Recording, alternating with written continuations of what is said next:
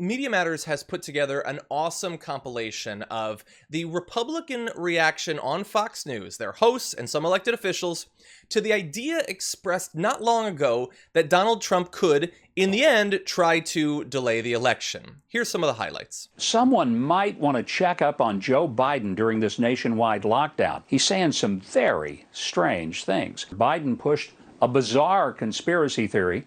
It was that President Trump may try and delay the 2020 election. Joe Biden says he thinks President Trump will try to delay the November election. Biden did not provide any evidence for this charge. Trump is somehow going to move the election. It's just so dumb. I mean, I can't believe, we have to cover this, but we do because it was brought up by a major party candidate. This is an attempt to frighten people. This is all the Democrats have, is an effort to frighten their own people into thinking that this is going to be some kind of a coup. Whereas, in fact, the president, I think, is looking forward to this, clearly wants to have an election, and this is all the Democrats have, into looking suspiciously at the president. I think they'll fail here. Joe Biden making a 2020 prediction. He thinks President Trump is going to push back the election. What's that about? Pay attention to the last sentence. Okay, so the what's that about from Stuart Varney, we're going to return to that in just a minute. But, JR, it was all over the place. So that's over the course of, like, a couple of months ago. Joe Biden, crazy Joe Biden, thinks Trump is going to try to delay the election. How stupid is that? If he ever did that, I would totally reject any and all support for him. He's not like that. That's completely un-American. If a president ever said that, he would be the worst president ever in history. Fast forward to a month later, what an amazing thought by President Trump. Who would have thought you could delay an election? Why didn't we do this before? If everyone's so afraid about the pandemic, why don't we delay it? Sounds like 2 + 2 = 4. It's just, man, the amount of money I can get paid to be a conservative pundit on Fox News is so simple. I threw off 4 or 5 of those lines just because I'm being annoying right now, just in mimicking them. But that sentence would have given me a contributor position at Fox News and paid me a couple $1 million to show up once a week just to say that. Yeah, I really wish sometimes that we had loaded your a few months later. Because, you laid out perfect hypothetical, but it ain't just hypothetical. So there, Stuart Varney ending with, "What's up with that?" Which is one of my favorite phrases for reasons most of the fans don't know. But anyway, so that was Stuart Varney back a couple of months ago. This is crazy. Joe Biden thinks he's going to delay the election. So now Trump tweets, "Hey, maybe we delay the election," which means that Stuart Varney is going to have to seriously look back at what he's said before and change based. No, none of that's true. Here he is today. Came out about 20, 30 minutes ago, really riling the markets and roiling politics. Pay attention to the last sentence. Delay the election until people can properly, securely, and safely vote. Come in, please, Senator John Barrasso, Republican from Wyoming.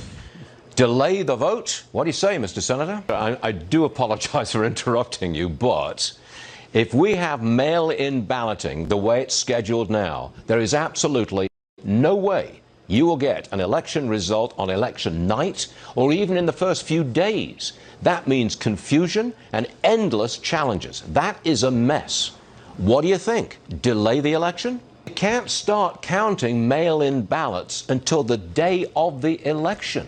And in some places, you can't start counting until you've checked every mail-in ballot for the right postmark. I mean, it's a mess, Senator.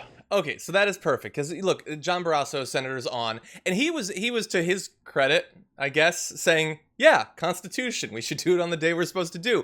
But there, Stuart Varney suggested delaying the election more times than Trump has. He just kept saying, what say you? What do you think? Kind of a good idea. It's a real mess. Might need to do it. Delay the election? Crazy Joe Biden? Yeah, when is someone then going to finally ask? And, of course, John Barrasso is not going to ask. Like, hey, Stuart, when did you change your mind on this? Why did you change your mind on this? Did you change your mind strictly because the president said so? And every one of those other people that have gone through this whole thing that never have to answer for their previous statements, which stay and stick. If a month ago people are believing this and thinking that it's crazy that he would do such a thing, if he did so, I would hate him.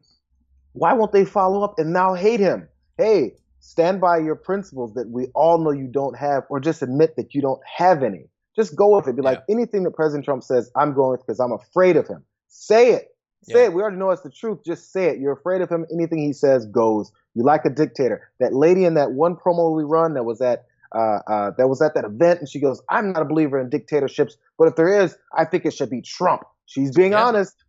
At least she's being honest. Well, and there was a big poll, I think back in 2017, where they asked, and I don't remember the exact number, I should have had that ready, but they asked Republicans if Trump decided that we needed to postpone the election. This is like 3 years before the election, by the way. Would you support it? And a significant chunk were like, well, we do have all the power. Yes, I do. I love that. Yeah. Of course they love that. Of course. Nobody gets to be surprised about that. Yeah, and Stuart Varney, in terms of changing his mind, that implies that there's a mind. No, there's just things being said. He didn't change his mind. We've always been at war with East Asia. Like, it's always been that. No, he's never going to have to answer for that. That's the bubble.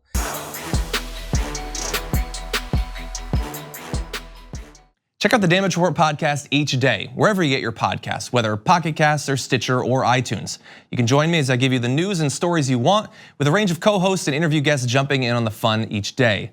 Again, that's the Damage Report, wherever you get your podcasts. And if you get them at iTunes, don't forget to rate and review. Sometimes I'll read them live on the show.